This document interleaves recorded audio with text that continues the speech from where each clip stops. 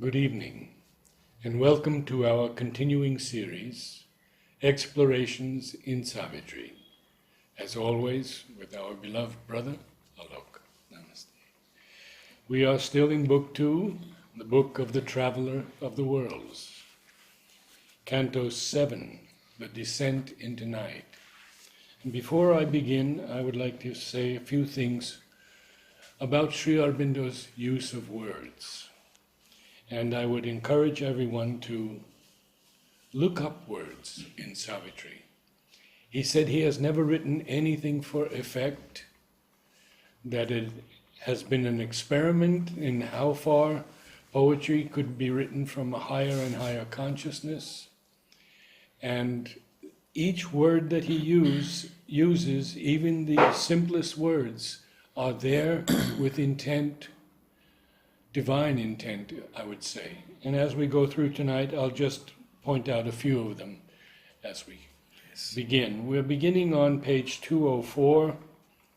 We're about 60% down the page, A Breath of Disillusion and Decadence.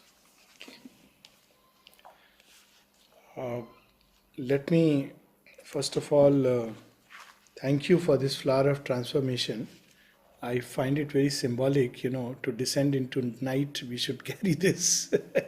In another place in Love and Death, when Ruru goes into the underworld, she is given a flower of love to carry with him, which is the safeguard.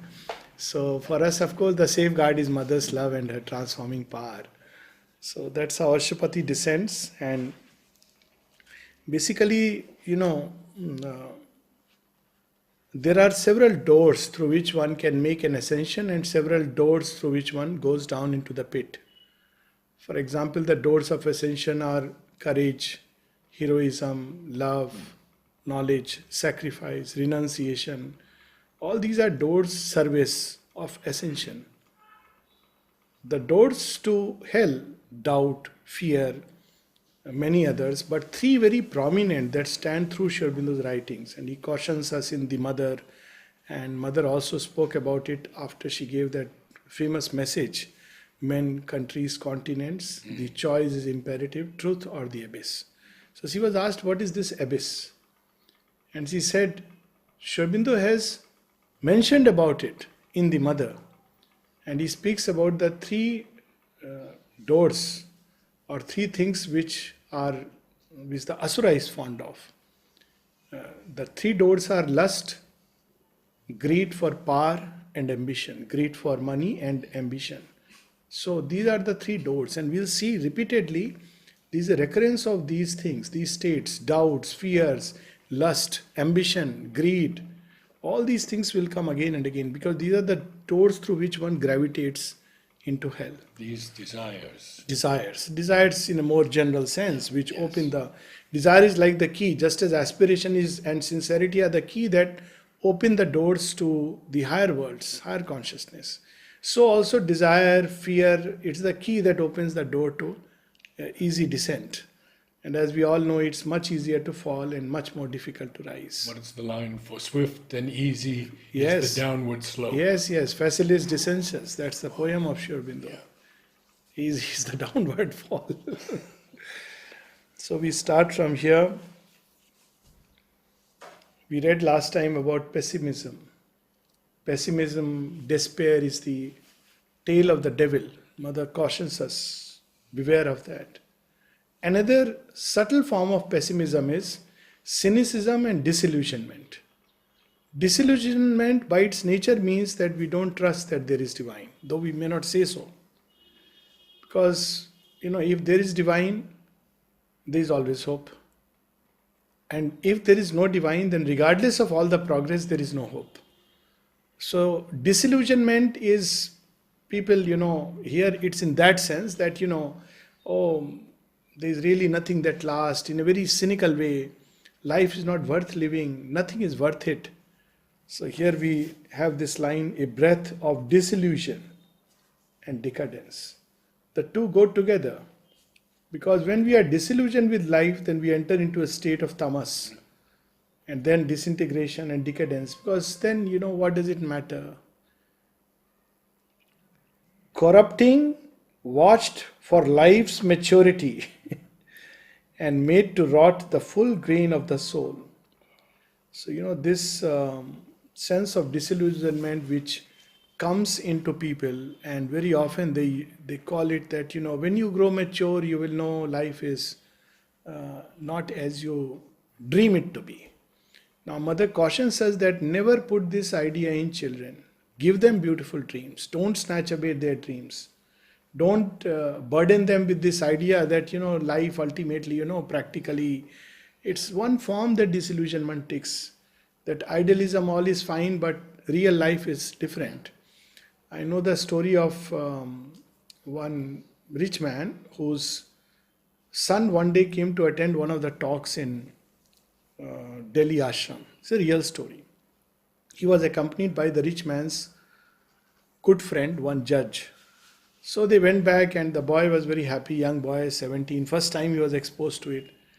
Father was not well and he just accompanied him. So father didn't know that this boy has sneaked out and gone with him. So when he came back, so the rich man was pretty annoyed. He said, why did you go? This is the time you should have been studying, doing your homework. Why did you go there? And he almost, in fact, slapped him. So the judge asked, why are you doing this? He's gone for something nice. He's gone with me, gone for a lovely talk, gone to the ashram.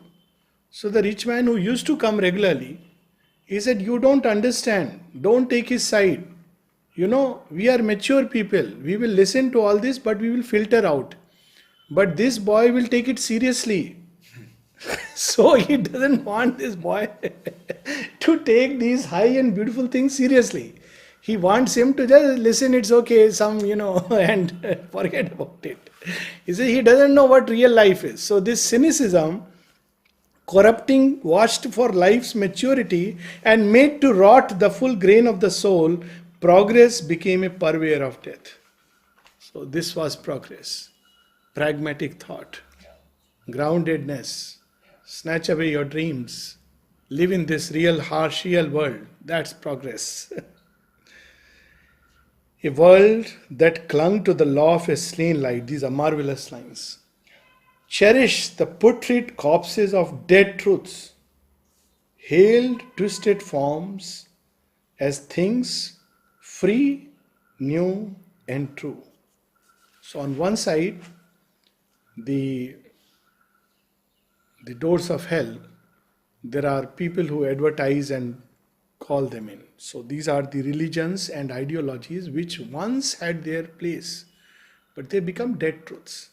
Either they have become dead because their time is over, or they have become dead in the human heart, which is no more living them as realities, but just as a belief system. So they become slain light, law of a slain light.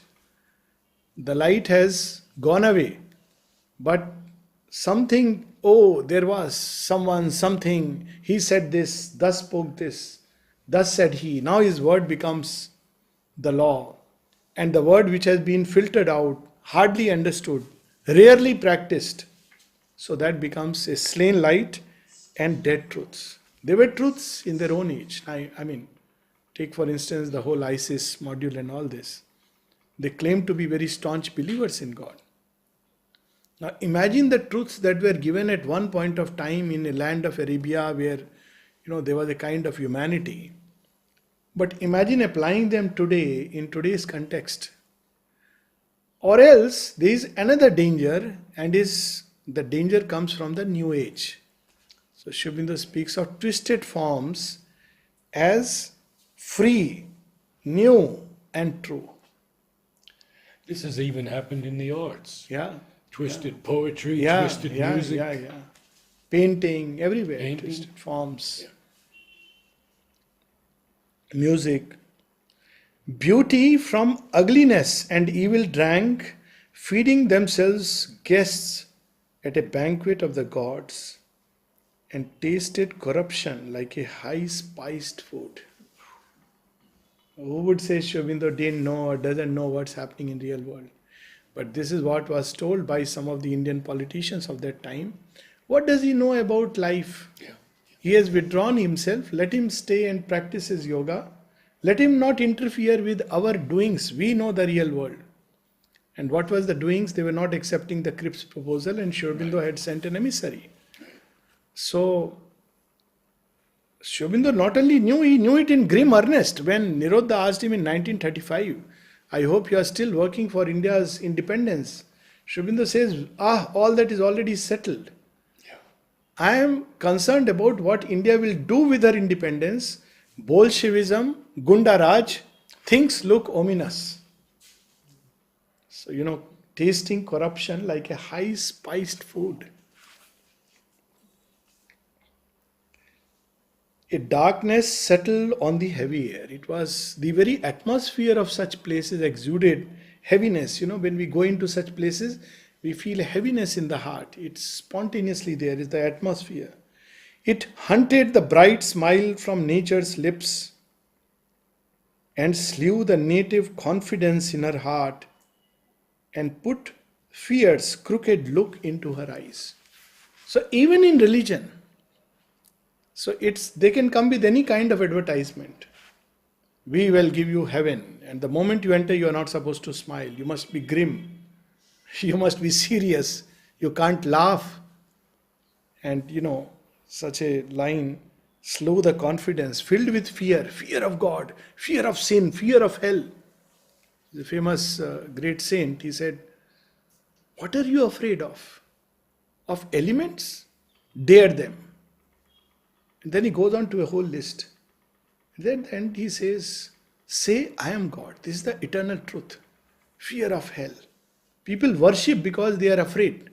If they don't worship, God will punish them. So fear's crooked look into her eyes. The lust that warps the spirit's natural good. Now come again, very interesting lines. Spirit's natural good. Everything in its own place, its own time, as Sri Aurobindo puts it, in season. Animal life you will see. Natural good. There is no sense of sin, but man gives a manufactured sense of virtue and vice, and it comes here, replaced by a manufactured virtue and vice. The frank, spontaneous impulse of the soul. Now look at it now. What is manufactured virtue and vice? When someone asked Sri Aurobindo that regarding lust, first he made a distinction between lust and love. And then somebody asked, is it okay if we have, lustful relation with the wife? Because you're morally wedded to her and legally sanctioned. So he says it has the same harmful effect. It doesn't spare you. But this is a manufactured virtue and vice. It's okay there.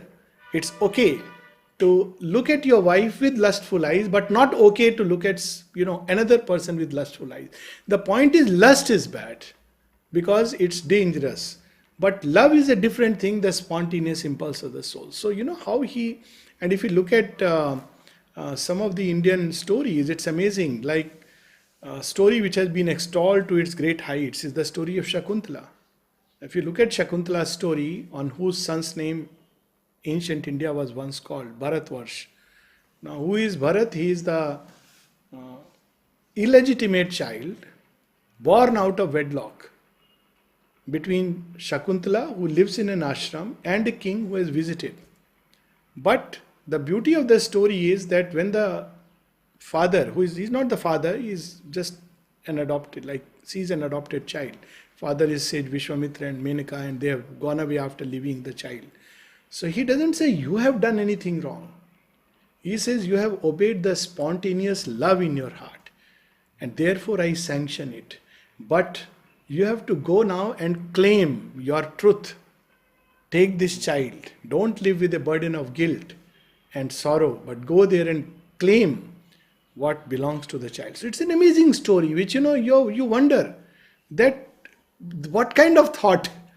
Ordinarily, one will be told this is something very wrong. He will look at this girl. She has done a great sin. Manufactured virtue and vice. And there is something else which is a spontaneous. It speaks in context of lust.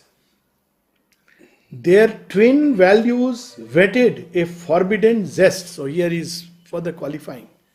That okay, you can do things which are bad for you, but do it within limits. It's like take the poison within limits.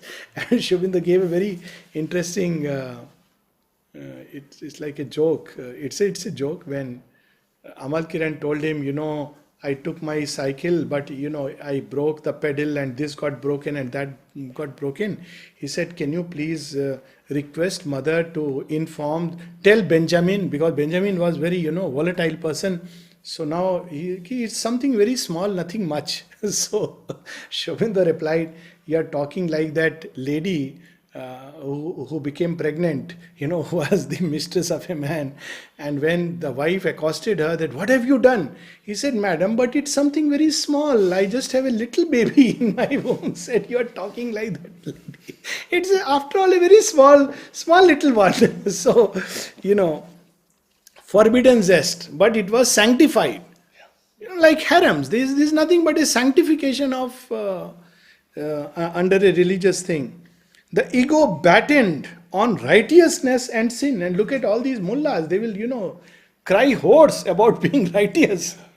It is the right of a man. So why? Because the religious scripture says so. And this word battened. Battened, yes. Grew fat. And Ego grew fat. Yes. And each became an instrument of hell. Yeah.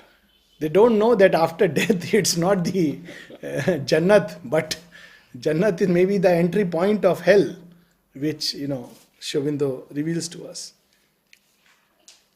In rejected heaps by a monotonous road, boredom, sense of monotony, when they begin to come, restlessness because of, as if life has become drudgery, mechanical, these are all states that we are coming under the siege of darkness.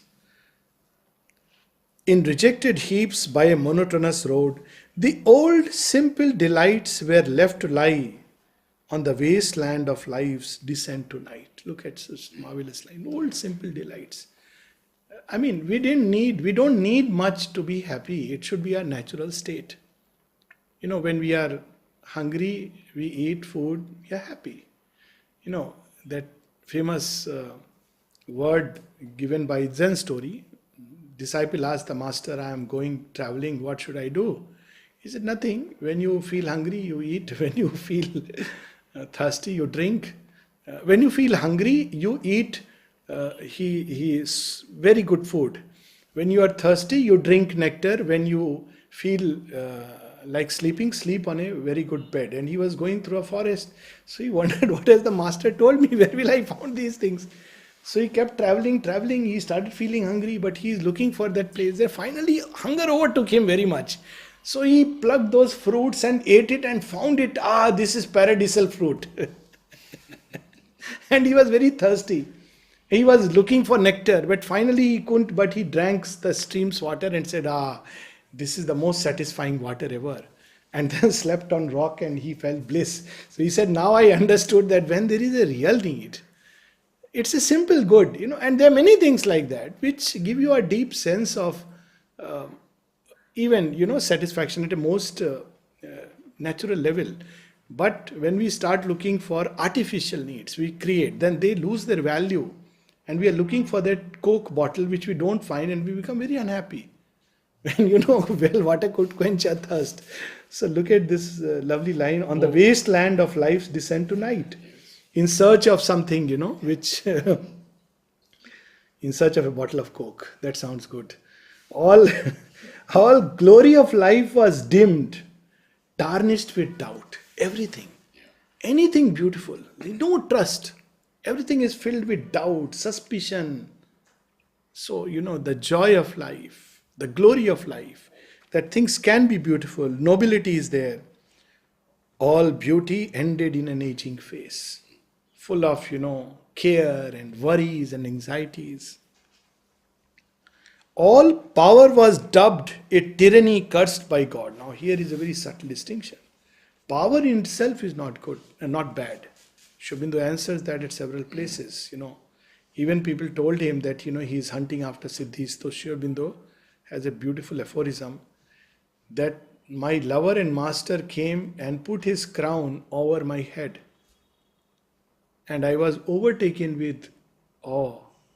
But they told that he is hunting after siddhis. He said, I didn't ask for them. My lover just gave them to me. And well, if it is there, I must use them divinely. So all power is not bad. It is the consciousness, and it's very difficult to bear it. And truth, a fiction needed by the mind, that we know very well. The chase of joy was now a tired hunt. That's what. The bottle of Coke, chase of joy, was now a tired hunt. All knowledge was left a questioning ignorance. So this is the road towards downward slope. He's just describing the slope.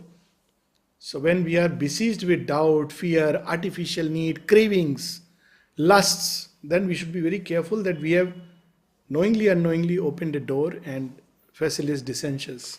It's close by. But Ashwapati goes there, and there is a reason why he goes. As from a womb obscure he saw emerge the body and visage of a dark unseen, hidden behind the fair outsides of life. It's everywhere. It's just waiting, this shadow. And a little door we open and it comes in and begins to overpower us. Yes. Little error. And Sri Aurobindo would say it will clap a Himalaya of difficulties before you. How does it clap a Himalaya of difficulties? You make a mistake. Human beings, all of us make mistakes. So you'll say, you have made a regrettable, despicable mistake. You are the worst sinner on earth. Now you have no chance. So they clap a Himalaya. Now you are in a state of terror. You are in a state of guilt. You are in a state of utter lack of self-worth. And thus they will overpower us. Its dangerous commerce is our suffering's cause. Its breath is a subtle poison in men's hearts. All evil starts from that ambiguous face. Why ambiguous? Fair outside, dark inside. Ambiguous face. Truth but twisted. Ambiguous face. Pleasure but bringing two pain free. That's the original God's or nature's, not God's, nature's selling mechanism. Buy one pain, buy one pleasure, get two pain free of cost. So we don't read that underlined, So, Small print. To small print. A peril haunted now the common air. The world grew full of menacing energies. And wherever turned for help or hope his eyes, in field and house, in street and camp and mart, he met the prowl and stealthy come and go of armed, disquieting, bodied influences. Everywhere, no place was exempt. Knocks at a door. Will you help me? Yes, of course, come in. I am the man who can help you. But behind there is an evil intention lurking. But Sri Aurobindo gives us a clue how to know it. Because there would be genuine people also. Disquiet, restlessness, you feel in that air. You don't feel peace. You feel uneasy, and that's the sign of caution. Disquieting, bodied influences. They were beings actually. A march of goddess figures, dark and nude. We see that entire lust, So not goddess figures. They imitated gods and goddesses. They were figures which took a form, beautiful form, dark and nude, alarmed the air with grandiose unease.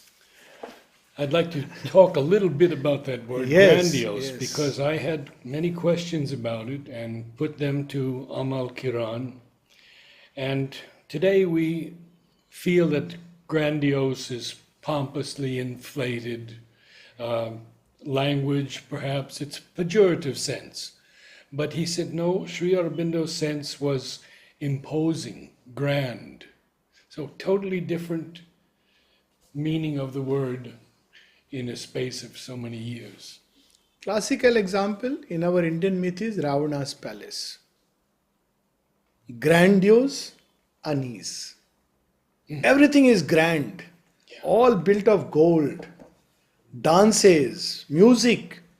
He had great love for these things, art. Even people could come and discuss Vedas or whatever. But everybody was stricken with fear. Everything was beautiful, carved with external beauty. But you dare utter a word of truth in front of the 10-headed Dashanan, and you'll be kicked out even if you are your brother. So this was the grandiose unease where figures were parading. Appalling footsteps drew invisibly near. Shapes that were threats invaded the dream light. And ominous beings passed him on the road, whose very gaze was a calamity. There's an actual term for it, hexing, voodoo, we hear about it. There are people, there is something called as evil eye and a good eye. Now, don't look in their eyes. The logic behind it is very simple. Actually, it's very, leaving aside the superstition, all that. The fact is, eyes are a very interesting organ. They are a sense organ which not only receive but also transmit. Again, a little bit like touch. Touch receives the inputs, but touch can also transmit input. Similarly, eyes can receive and eyes can communicate. And eyes can most powerfully communicate what is in our depths. That's why there's so much in classical dancing, there's so much about eyes, mudras and eyes. Because eyes are very powerful instruments of communication. So eyes can communicate compassion, grace, strength, hope, peace. But eyes can also communicate fear, terror, gloom. So here we have those eyes whose very gaze was a calamity. They filled the being with fear. And now we have mother's eyes. Mother's eyes. In fact, about Sri Aurobindo's eyes, mother says, mother's eyes are, just simply, about Sri Aurobindo's eyes, mother says, that gaze, his gaze is so full of compassion. And really, the one thing which I repeatedly feel in Sri Aurobindo's look is tremendous compassion. Mother says he knew the world is not ready. Yeah. He knew that nobody is going to understand, even read what they are going to do. But still he kept pouring and pouring compassion. So much love and compassion, Nirodha writes that once he asked him, why is he tolerating so-and-so person? Why doesn't he just send him away? You know what Sri Aurobindo said? He has no place to go. Imagine he has no other place to go. It had nothing to do with spirituality. Something very, very down to earth. Where will he go? Yes. I'll share a personal experience of mother's eyes. Yes. Don't think I've said this No, before. you have. In any case, it's a joy to listen. But I haven't heard. We would all stand under the balcony, and I had my own place, which was very close to mother's feet, where she would stand. And if anybody came near, I'd nudge them a little bit, because that was my spot. Yes. So one day I'm looking up at mother, and suddenly her eyes turn into diamonds and hit me right here in the chest, and I'm knocked back 3 feet. Absolutely unbelievable. So I told this to a friend, Marilyn, you may have heard of her, and she said, oh, that's nothing. She said, go to the library. Janina has painted that very experience. And I went to the library and it was exactly the experience. Incredible. Mother's and Sri Aurobindo's eyes are, of course, I remember Champak Lalji. There was a time when he would sit in the bathroom and people would, Sri Aurobindo's bathroom, and people would go and could meet him. I just remember going there because people said Champak Lal. Otherwise, I had taken a very clear vow, other than mother and Sri Aurobindo, nobody else I am going to even bow down anything, everything to them, others are all friends and whatever. But yeah, respect them. So, but then people were moving, it was a line, where you are, so okay, let me go to him. And it was very clear, no bowing, no touching, just for a second. I don't know, then I stood, his eye, everything vanished. And I just remember one little flame here. Everything, nothing was there. The body, world, everything vanished. And then how long it would have lasted? It looked like lasted for a long time, maybe half a minute, but he kept gazing. And like a stupid man, I that time thought, oh, he has so much power in eyes, I'll also gaze. And after a while, that gaze was so hitting. It was actually a stream of force entering and going here, and then the vanishing took place. And next, when I came back to the outer awareness, I was just compelled to, and he would not allow anyone to touch the feet, but he was quietly sitting, touched the head, gave the flowers, and after that till evening, no appetite, no wish to do anything. So much joy. So then I asked people, if this is the effect of Champaklalji, what would have been the effect of Mother and Sri Aurobindo? And I asked another question, how does he travel? So then I was given an answer which I am convinced is true. He said, no, when such beings travel, they veil themselves. So which I found it very convincing. Because I found it very strange. How will he travel? In fact, his being was like a being of light. So I said, how does he go out? I have heard he goes out. So there is a veiling. So of course these are beautiful eyes, but here there is the shadow, the eyes which are a calamity. And I am glad we took a tectonic shift and spoke of beautiful eyes to make this issue clear. A charm and sweetness, sudden and formidable, faces that raised alluring lips and eyes. Now look at it. The falsehood, one of its weapons is to imitate truth. Charm, sweetness, these are divine qualities. But what it is doing, it is using it to capture alluring lips and eyes. See, this is all about lust opening the doors. Approached him armed with beauty like a snare, but hid a fatal meaning in each line, and could in a moment dangerously change. And how it could change? You see, it's interesting. But he alone discerned that screened attack. We hear about Apsaras and such things. Apsaras are, of course, beings of light.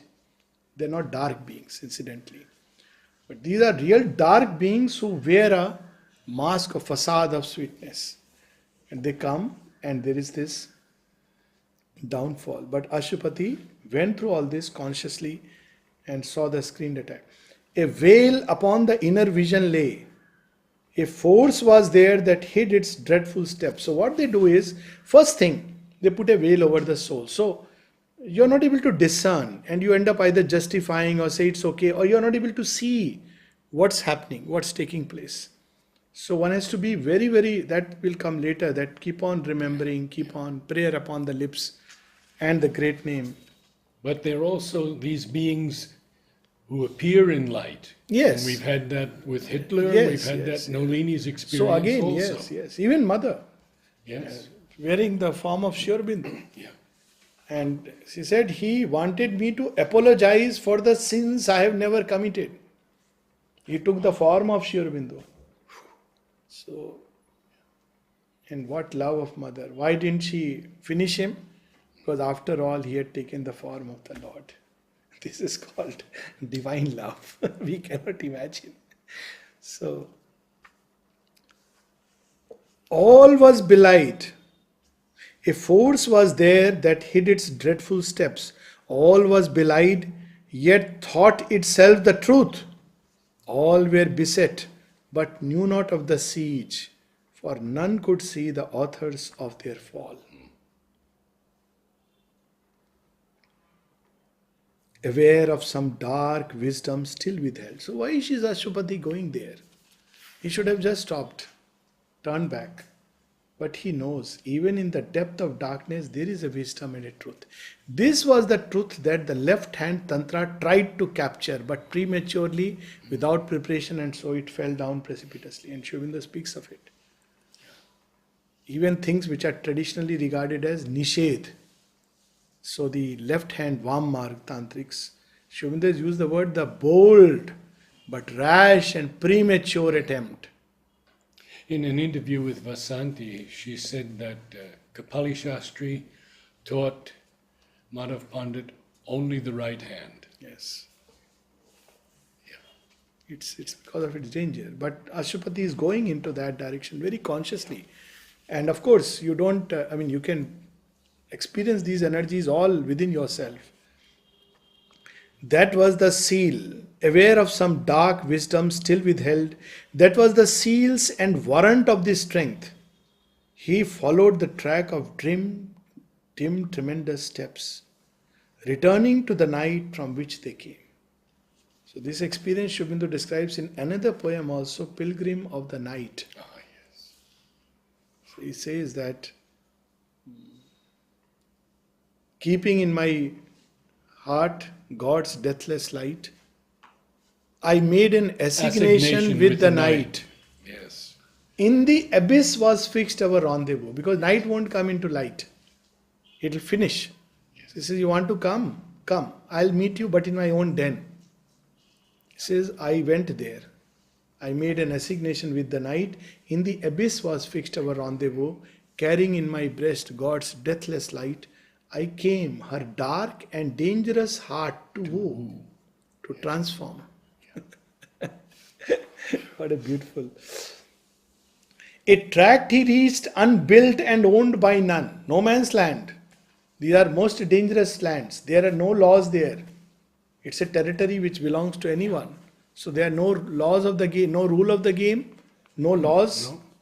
And yet it is under a siege. There all could enter, but none stay for long. It was a no man's land of evil air. A crowded neighborhood without one home. A borderland between the world and hell. Now, here's a comment of Sri Aurobindo on that no man's land, if I can find it here. Well, it's here. Okay, yeah. As to the two lines, there are two lines in Savitri with the word no man's land. Interesting. He says there can be no capital in the first line because there it is a description, while the capital is needed in the other line because the phrase has acquired there the force of a name or appellation. I am not sure about the hyphen. No.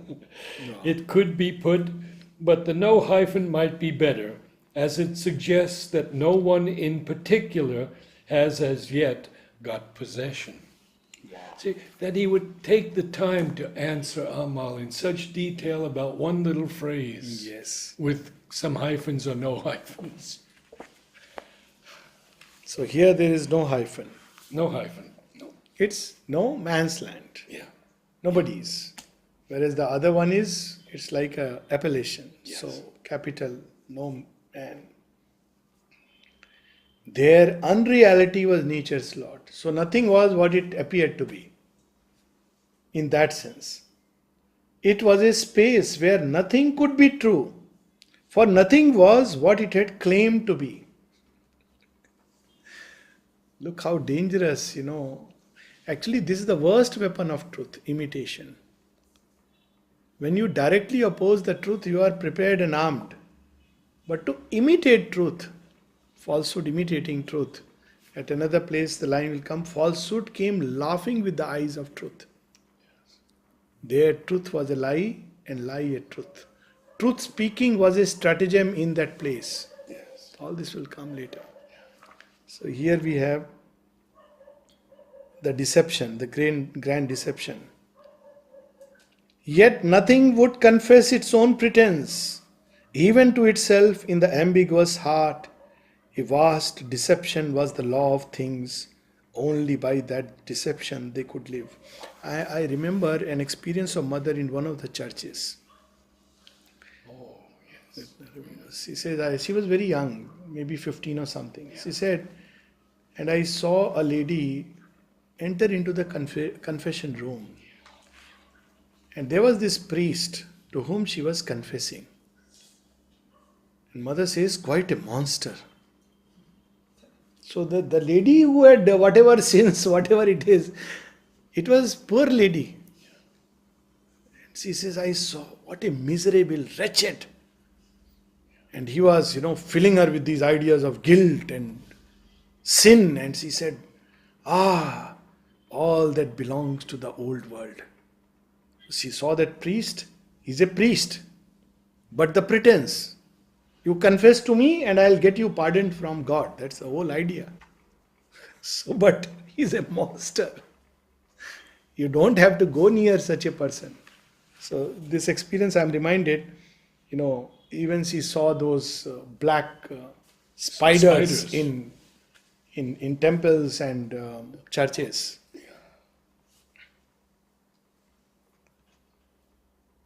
Only by that deception they could live.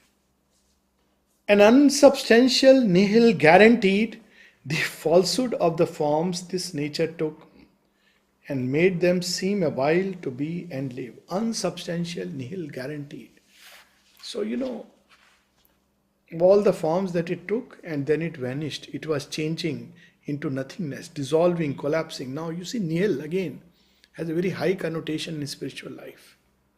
It's a state where you are beyond forms. Here it is, all these forms are temporary embodiments of a dark, formless truth. So it is a nihil into which they were collapsing. It was a pretense they were putting up for a short period of time. A borrowed magic drew them from the void. They took a shape and stuff that was not theirs and showed a color that they could not keep. Mirrors to a phantasm of reality. Each rainbow brilliance was a splendid lie. And there is a whole occult process to it, to give forms to, unsubstantial, these things. Particularly people who have died and their vital sheaths are still roaming in the atmosphere. They have not dissolved. So these beings love to take these forms and clothe themselves in it. Sometimes they will appear to those who do automatic writings, etc. And they will come as so-and-so's grandmother. That's why occultism is so dangerous to dabble with. So that's why in ancient India, there was the system of Shraddh. Of course, it has lost all its occult truth. It was to dissolve these vital sheaths. Because these vital sheaths are borrowed. They can borrow. It's like, somebody's uniform, soldier's uniform, which is hanging. So somebody comes, wears it, and then walks in as a officer, 90 minutes at Entebbe. Of course, it was for a good cause. But it's the same thing. So there are vital sheaths, Hitler's gone. So one borrows it, picks them up, wears it for a while. But you cannot do it for long. So if you just wait for a while, the deception will begin to show itself. A beauty unreal graced a glamour face. Well, this I have a little humorous way to look at it, that that which is truly beautiful needs no makeup to conceal itself. So beauty unreal, something which is a make believe. Nothing wrong with but beauty unreal graced a glamour face. So it's more or less nothing could be relied on to remain. Joy nurtured tears, and good and evil proved, but never out of evil one plucked good. In that domain, it's not an eternal truth, because good can come out of evil and evil can come out of good in this twi-natured earthly life. But in that domain, while evil could come out of good, but never good out of evil. Evil was evil. But sometimes it came wearing the mask of good. And now comes that, we were reading about that alluring lips which could change in a moment. Love ended early in hate. Delight killed with pain. Truth into falsity grew, and death ruled life. So it started with love, but very soon ended into hate, jealousy, all kinds of dark things, because of the subtle breath of this world which captures the human heart. We can read just 4 lines, then we'll stop. A power that laughed at the mischiefs of the world. which enjoyed pettiness, which enjoyed cruelty, which enjoyed mischief. An irony that joined the world's contraries and flung them into each other's arms to strive, put a sardonic rictus on God's face. There is an irony where things are brought together. There is a divine irony where you bring the opposites, but for harmonious synthesis. But here it is flung upon each other.